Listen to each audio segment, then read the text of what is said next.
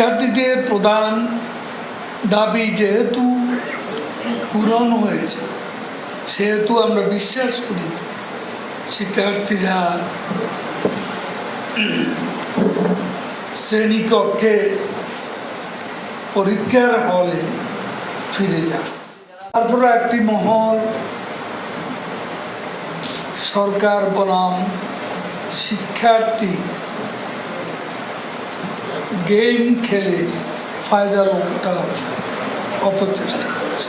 নাগরিক সমাজের অনেকেই চলমান সংকটে তাদের নিজস্ব মতামত ব্যক্ত করছে। এখন কে অপরাধী কে অপরাধী নয়, প্রতিটি হত্যাকাণ্ডের তদন্ত করতে আমরা বদ্ধপরিকর। সেটাও ওই যে তদন্ত কমিশন